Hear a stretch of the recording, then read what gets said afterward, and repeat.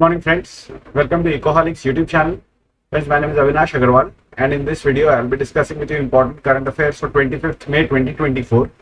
There is a very beautiful article that I have picked up for your understanding about the establishment of global capability centers in India, GCCs. So why are GCCs being set up in India? Why is India so attractive destination for GCCs? What is the concept of GCCs? What are the kind of advantages that we can get from these kinds of GCCs coming to India? Everything I will be discussing in this first discussion. Second article is from Monday. You remember that I was not in a position to take lecture on Monday and Tuesday this week. So there were a couple of articles that I had selected for Monday, which I'll be covering today. So there are two articles. One article is talking about access to other countries, without having to apply for visas beforehand, right? Visa on arrival or not requiring a visa, let's say. So these kinds of approaches, having easier access to other countries, that's very helpful when you are thinking in terms of business, thinking in terms of trade and commerce and so on. So how does India fare vis-a-vis the rest of the world in terms of having visa on arrival or visa-free access to other countries? That is something that we'll be discussing in the second article. The third article talks about productivity in India, how we can raise productivity, why is productivity important, labor productivity, productivity of manufacturing firms, etc. Because students of economics, we know that if our productivity is not good enough, that just means that our processes are inefficient. That just means that we are not going to hit the potential GDP mark anytime soon. So these are the three articles that I'll be discussing with you today. If there is any doubt, you all can always ask in the live chat or otherwise as well. Make sure that you download the note from the Ecoholics app. This note is freely available on our app. You just need to download, do a basic registration, go to study materials section, and you will be able to download the notes from the current affairs section, right? So I hope that I am clearly audible and visible. Good morning, Gulabrao. Good morning, Charulata. Thank you for joining in, and let us start. So speaking about GCCs, right? So please note one thing, that when you are writing answers in any of the examinations that you all will be appearing for, so you don't have to write it from the perspective of any private sector firm, right? You have to kind of make sure that you're writing a generic answer which is equally applicable in every case. So don't need to give so sometimes you may see that the article that I'm discussing may be having a private sector bent, or they may be talking too heavily about certain firms, but you should be able to extrapolate and generalize out of our discussions and give some examples, some names to just justify your stand, whatever stand that you're taking, and that will be seriously appreciated by the examiner. So just keep this basic thing in mind, because like in this article I'll be talking about a lot of firms, right? I'll be taking names of a lot of firms, and you don't need to do that in the examination necessarily. Just keep that in mind, okay? So Lululemon, it's a very famous Canadian maker of yoga outfits. Don't think that this Lululemon thing, the name sounds kind of funny, so don't you can probably hope to not take it seriously. It's a very serious firm. It's a very big firm. When we were studying at IIM Calcutta, we used to actually have case studies on Lululemon, right? So when I first heard Lululemon, I was like, what the hell is this, right? So Lululemon, a Canadian maker of yoga fats, right? It has something in common with Rolls-Royce. Rolls-Royce, as you all probably may know, that they are British engine manufacturers, right? And they have a space in the sprawling Embassy Manyata Business Park in Bangalore, right? So whether it is Maersk, which is a Danish shipping firm, or whether it is Samsung, which is a South Korean electronics giant, or whether it is Wells Fargo, which is an American bank, they all have their offices within a few miles in India, in Bangalore, right? So these white collar GCCs, or these outposts, they are coming up in Chennai, they're coming in Pune, Hyderabad, your typical suspects, right? Chennai, Pune, Hyderabad, Bangalore, Gurgaon. I would really want to throw Mumbai, because I stay in Mumbai and I kind of have some soft corner for Calcutta. So obviously I want to see Calcutta in this list as well, right? You can also add your own hometowns if you want, right? That's a wish list, right? So the point being that this trend of relying upon the Indian workforce is not new. Like for instance, in 1990s, General Electric, they had started relying on the Indian workforce, right? So basic tasks, simple tasks, repetitive tasks, onerous tasks, right? So these different companies, bundled out different kind of tasks for Indians to do via different approaches, right? Over time, you see the rise of Infosys, TCS, Wipro, etc. They start, outsourcing a lot of jobs out of America and Western Europe. There is this term called Bangalore. Bangalore. What is the meaning of the term Bangalore? Bangalore means that the job has, let us say, gone from, let us say, your city in United States of America to Bangalore. That means that the job has been Bangalore. The job has been outsourced, right? So that was the kind of, start of reliance on, the Indian white collar workforce by global multinationals or by global firms, right? Now, the point is that India's workforce now consists of well-educated workers, right? And therefore, global capability centers are coming up in India, and a lot of data analysis work, R&D work, right? A lot of work that involves a lot of gray matter. That kind of work is now being bundled out into India. So it's not just about me picking up the call and trying to explain to you how you should, establish or how you should install your computer, or how you should, let us say, debug your computer, or how you should, use your vacuum cleaner, or your juicer, mixer, grinder, right? That's not the only thing that we are doing. We are also doing a lot of gray matter thing. We are also doing a lot of cerebral activities, right? So apart from the blue collar variety, right, we are also getting a lot of other works now, right? So GCCs, they generally have internet connections, etc., right? Labor laws, such as redundancies, right? Working hours, they are less restrictive for the country's white collar workers. So why is it that GCCs are coming to India? Relax labor laws, right? It's easier. Many a times you can be your manager can expect you to work more than 8 hours, right? And not even bat an eyelid, right? And you would be expected to fall in line and not, crib too much about it. And you'd probably be doing that as well, whether you like it or not.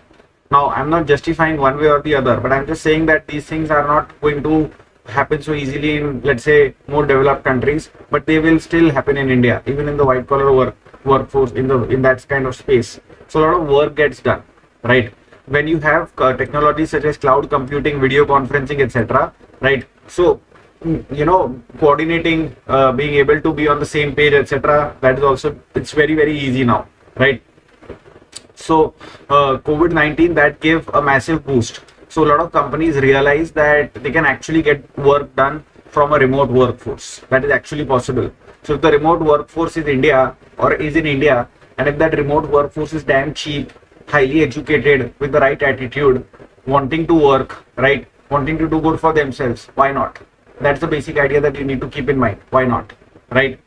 So if you see the numbers, right, so the number of GCCs in India, this is something that I wanted to note, right, that NASSCOM says that the number has gone up from 1700 to 1580, right?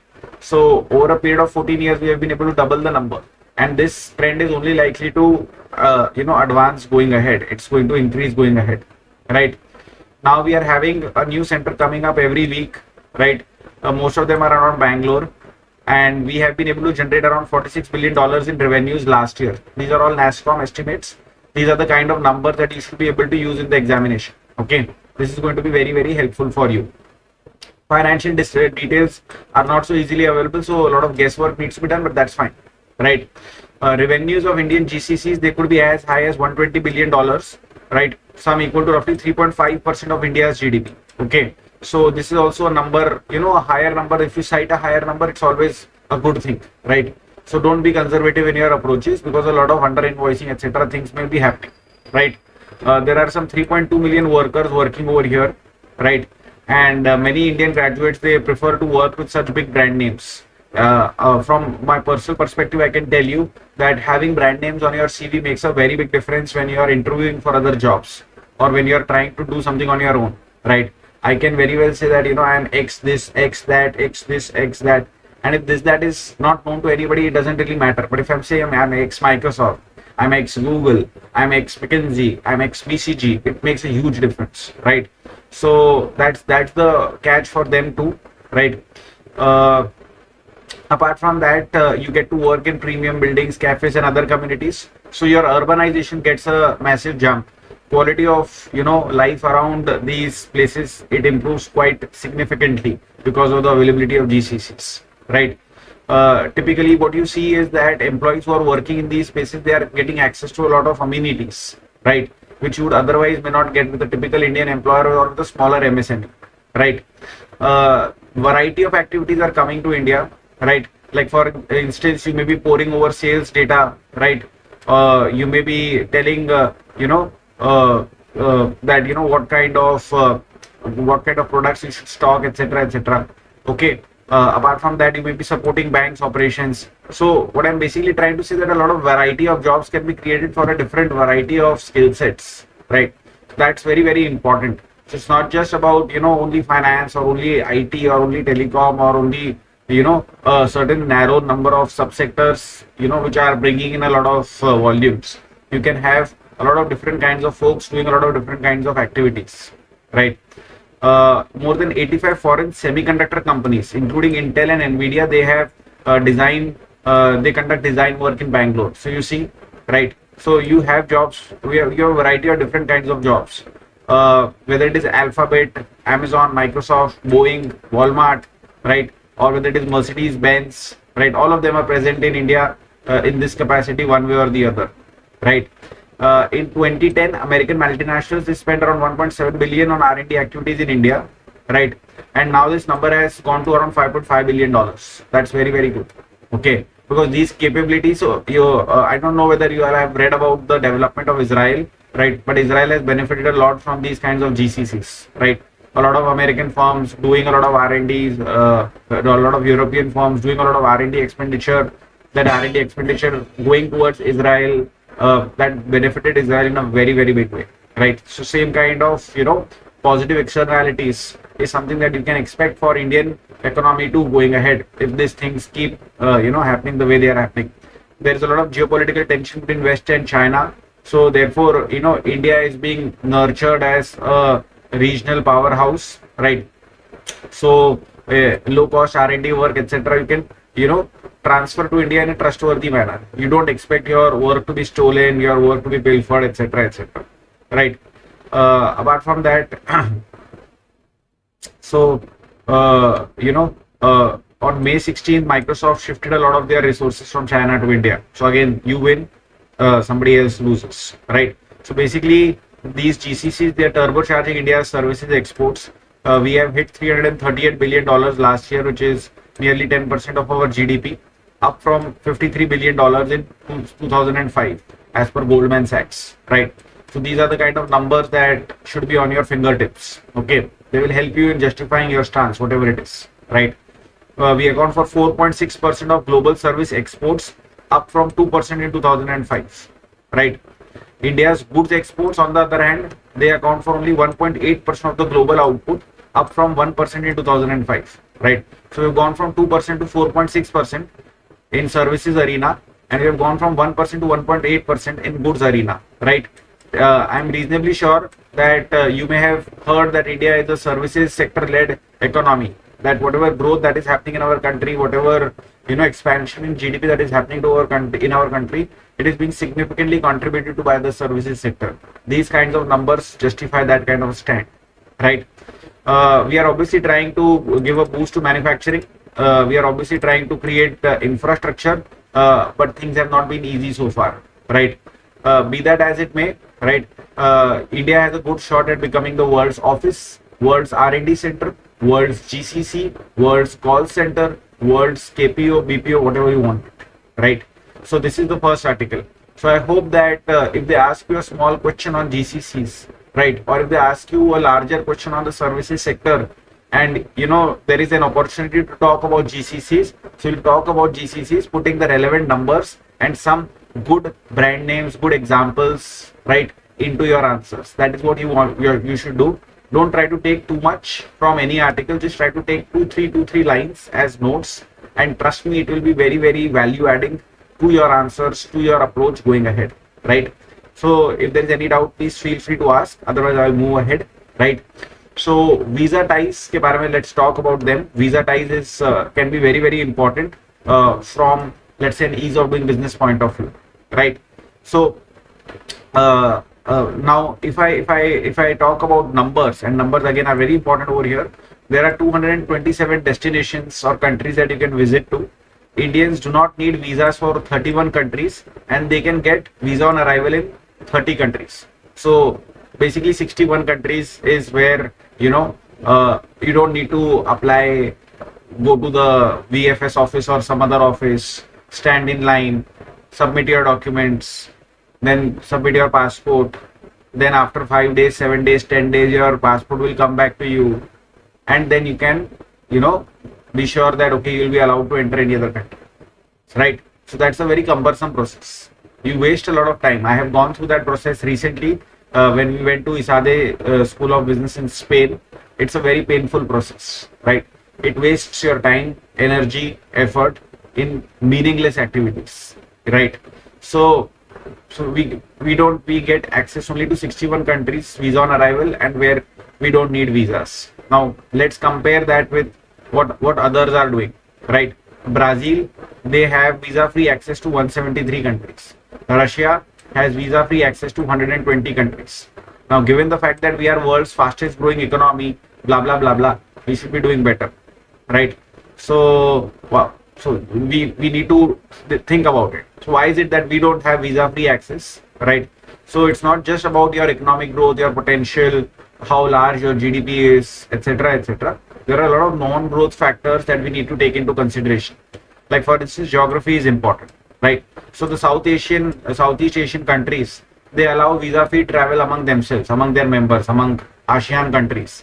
Same happens with European Union. But our neighborhood is difficult. I mean, who is in our neighborhood? Myanmar, Pakistan, right? Do we want visa-free travel with Pakistan, Myanmar? Probably it becomes difficult. I'm not belittling any country. I'm just saying that our relationships with our neighbors are sometimes not the best. Our neighbor is China, right? Do we want visa-free travel with China? I don't, right? Reciprocity is also important, right? Brazilians, they need a visa to visit the US. So Brazil imposes the same rule on US citizens, right? So that's just as simple as that. So bilateral relations, they also make the difference. UAE, they have raised passport strength significantly through systematic diplomacy, global investments, and by positioning itself as a key business hub, right? Now, for India, passport strength, it does not depend on recent economic growth, right? So slow growing advanced countries, they tend to have higher international mobility compared with fast growing emerging economies, right? So our economic growth and our passport strength are not exactly correlative or having any kind of a causative relationship with each other. So again, if I were to just pick up something out of this over here, I cannot change my neighbors, I cannot change my geography, right? But I can definitely attack on reciprocity, right? That if I am giving your nationals visa free access, then you better give visa free access to me, right? It's a tough stand to take, but you have to do that. And this is also something which is very crucial. But that bilateral relationship, that if UAE can do it, then we can also try to do it. Of course, they have oil money, we don't have oil money, right? But they don't have a lot of oil money, right? Because they have been doing a lot of other things as well. So we have to keep these basic ideas in mind: reciprocity, bilateral relations, etc. Because it's not about the problem, it's always about the solution. What is the solution to this, right? So why is this important? Like I explained to you, that traveling without queuing up for visa is a very big advantage, right? Tourists can arrive on impulsive vacations. They don't need to wait, think, apply. I decided that okay, I want to go to X country, I go to X country tonight. As simple as that, right? Business trips can happen very easily. Medical treatments and conferences can happen very easily, right? And if you have a visa requirement, then naturally, if you have to, let's say, if Indians have to take a visa going abroad, or if people have to take a visa coming into India, then it becomes difficult, right? 1959 crore was paid as visa fees for 1.4 million US visitors, right? And work visa processed across consulates in India in 2023. This is huge wastage of money, right? This money can be saved. Average waiting time for visitor visa appointment was 250 days, right? People say that it's very difficult, it's almost impossible to get a visa to US these days, right? It reflects upon your business environments. If you're a country with a stronger passport, right, then you'll have established business centers, trading hubs, you'll have stable growth, you'll have sound enabling institutions, right? So India would obviously want to pride itself by saying that we have all of these things, but then that should also reflect in your passport strength, right? So there is a heavy overlap, right, between places for doing business and top passport ranks. If you compare the ease of doing business ranking and the passport strength ranking, then you will see that they are very much interrelated with each other, right? So this is the kind of graph that you will want to look at. So we are over here 61, right, and a lot of other countries who are in a similar basket as us, right? Even if I talk from a BRICS point of view, we are last, right? And a country which is very close to us, Indonesia, is also doing much better than us, right? So when you talk about GDP growth rate, so some of the highest growing countries or fastest growing countries, they are lagging behind, right? So that's where the anomaly is, kind of. So just keep this in mind, okay? I'm already trying to explain to you that why it matters. It matters from tourism, from businesses, from conferences, right? From all these points of view, it matters a lot, right? Again, over here, this is another very beautiful infographic. So top 10 countries by business environment and their passport strengths, right?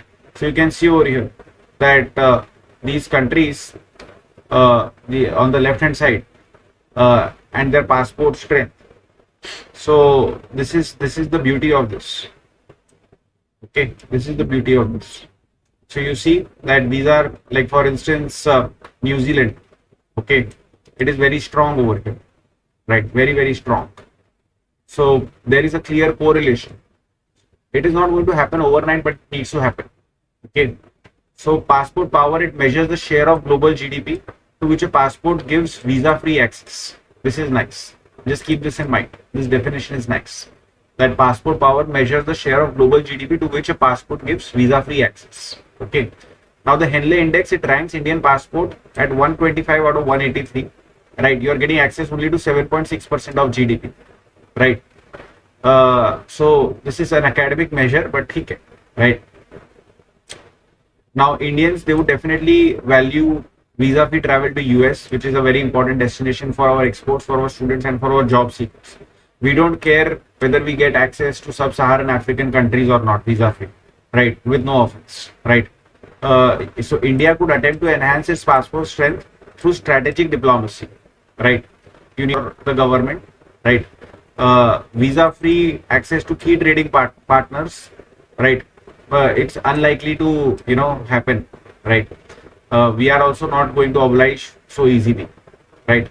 So it is in India's interest right now to increase its share of global trade via other means such as trade treaties and import agreements. The moment you start doing that, the moment you start having free trade agreements, etc., more you integrate with the world, the better your chances are in terms of being able to get this kind of an access, right?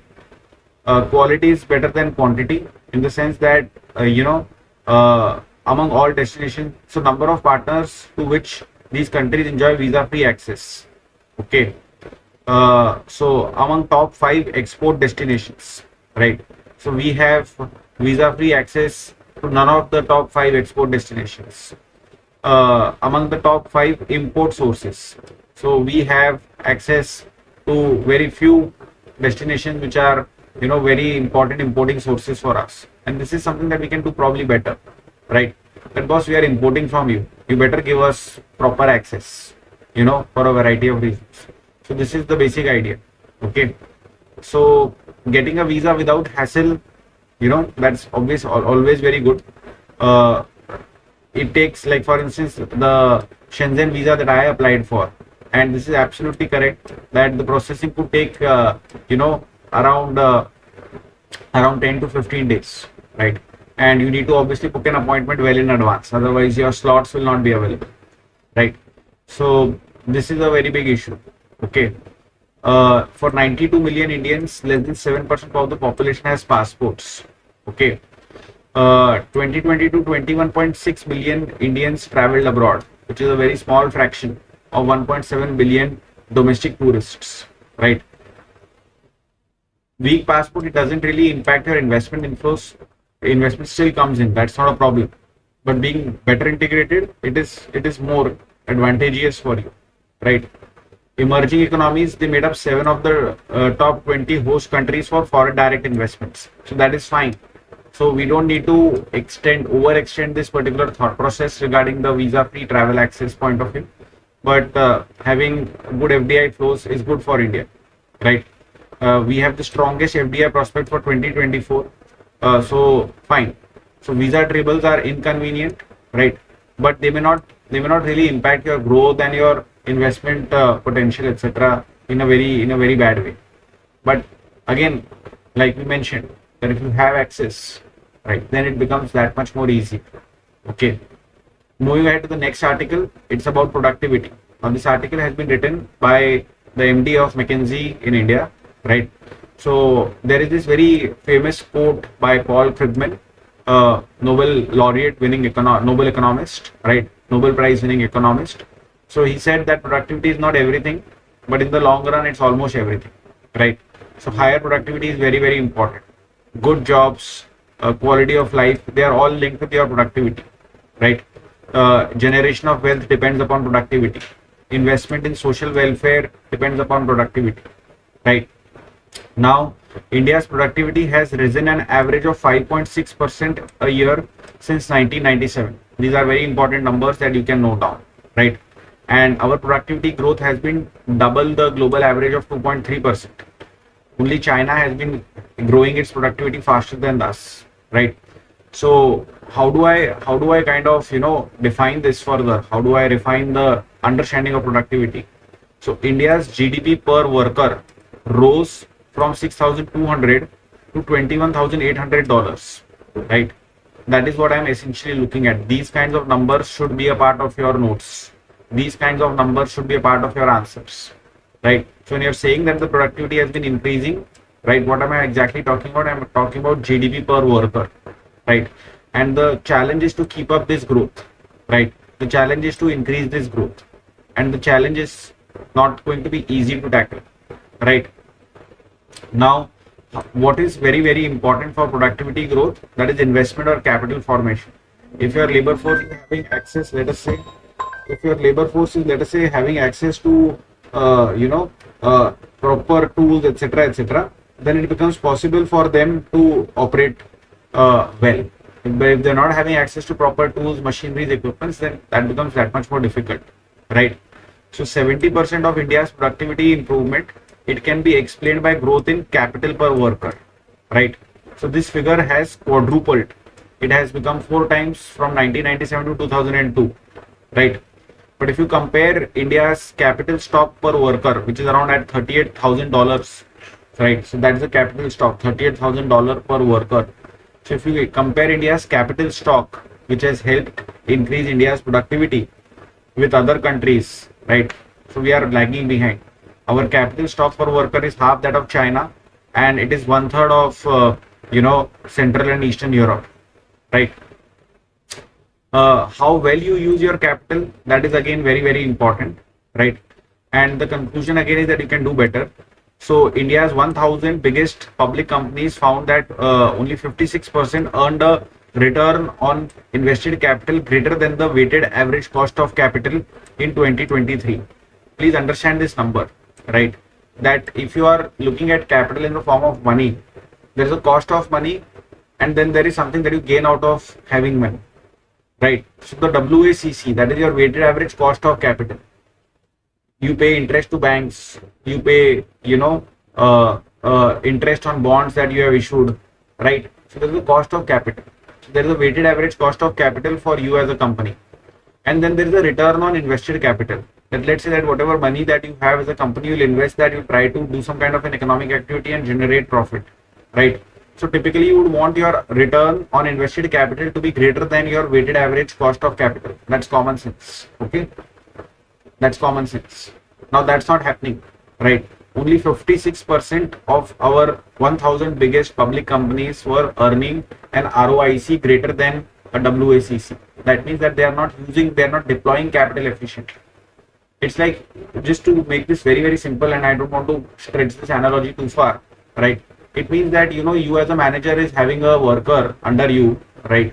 You are having a resource with you, you are paying, let us say, 50,000 rupees salary to that resource per month, but you're not even able to get, let's say, 50,000 rupees worth of work done from that worker. I'm knowing that this analogy is not a very perfect analogy. It's not a good analogy.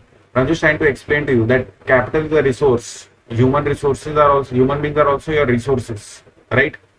So when you are having a resource, whatever is the cost of that resource, you should be able to earn more than that resource. Return should be higher, right? But that's not happening in a lot of firms. So what is it that we have understood? We have understood that yes, the capital stock per worker has quadrupled in the last 25 years approximately that we are talking about, right? But at the same time, the capital stock per worker is way below that of China and other countries in Central and Eastern Europe. Similarly, how we use the capital, how well we use the capital is very, very important. And our ROIC for 44% of our firms, right? ROIC is less than the WACC, right? 43%. So what has happened? So that is more than. So we have improved as compared to 2014, right? So capital intensity ratio has risen over this period. This is good, right? This is good. 4 out of 10 companies, they are still not creating enduring value. That is something that we should be worried about. This 46% number that I spoke about, that is getting reflected over here as 4 out of 10, right? Our return on invested capital has declined in recent years. It was around 11% in 2009-13. It is now around 10%, right? So this decline shouldn't happen. This is not good, right? If you look at net profit margins, they have also declined from 8.4% to 7%, right? So, of course, certain sectors they have done better: software, pharmaceuticals, automotive. Other sectors such as apparel and energy may not have done so well. And this is probably where your K-shaped thing comes again into the picture. That certain sectors, certain resources are doing very, very well, and certain other sectors and resources are not doing well. And like for instance, apparel, etc., can be very labor intensive, can be very job creating. We really need to do something about these sectors as well, right? Of course, 1,000 companies cannot be extrapolated for the entire economy, right? But these 1,000 companies are important, right? They account for 90% of market capitalization. They account for half of corporate revenue as a percentage of GDP, right? And their performance is an important bellwether. It's an important bellwether, right? So what do we need to do? So without improving ROIC, capital formation will falter. Why will anybody invest? I will invest when I can generate a decent amount of return on that invested capital. And if ROIC is not good enough, if the return on invested capital is not good enough, I'm not interested. Nobody will support. I will not support myself, right? So you need ROIC, you need improved capital formation, right? And that is the key to further productivity growth. Of course, you also need to improve education, healthcare, skill development. You need to also look at the ecosystem. But the important aspect over here is capital formation and ROIC, right? So most of India's infrastructure and factories, they are still being built. They are still being upgraded, right? So we have a good opportunity over here, right? India's manufacturing productivity growth is high at 5.7%, right? But the sector is not able to generate decent enough returns, right? So that is why the share of capital that is going towards this particular sector is not so great. I mean, does anybody want to, have you heard anybody wanting to establish, a textile mill, or a garment factory, or, a leather workshop, or a toy manufacturing setup in India? Very, very difficult, right? Very difficult, because returns, margins, competition, payment collection, all these are very, very difficult issues in this sector, right? So manufacturing, it accounts for only about 12% of employment, right? Just 1 percentage point more than what it was in 1997. You can see that the kind of numbers that are being shared in this article are absolutely fabulous, right? So if you look at other countries, China, Poland, Vietnam, so they are employing around 20% of their workforce in manufacturing, right? Apart from that, manufacturing, it could generate more than 1 trillion of GDP by 2030, right? I don't want to go into these numbers. These numbers are, always, these numbers are always there, right? Any which ways. So improving manufacturing processes, capital expenditure deployment, smart project planning, procurement and design, right? These are important steps or measures that you could suggest in your answers, right? Moving ahead, companies that are rapidly digitizing their supply chains and operations, they can benefit a lot. So digital transformation initiatives or digital empowerment initiatives within firms, right? That will be helpful. Greater throughput, better quality, less wastage, better collaboration. All of these things become possible, right? And these things, again, McKinsey, etc., they can be consultants of yours if you are actually going down this road, right? Which also sometimes explains how these articles get created, which doesn't mean that these articles are not saying the right set of things or relevant set of things, but you need to take it with a pinch of salt, right? I'm just joking, right? So another productivity opportunity for manufacturers is to make higher value added goods. They adopt better packaging and address markets with stronger brands, right? So these efforts, they can help you in improving your profitability. They can help you in increasing your ROIC, right? So our productivity record since 1997 has been strong, right? The challenge is to continue this momentum across a variety of sectors, right? And that would help create a good number of jobs and good quality of jobs, and therefore pull a lot of people out of poverty and towards prosperity, right? So this is my discussion today. I hope that these articles, they have challenged you, they have been difficult for you, they have been new for you, they have been refreshing for you.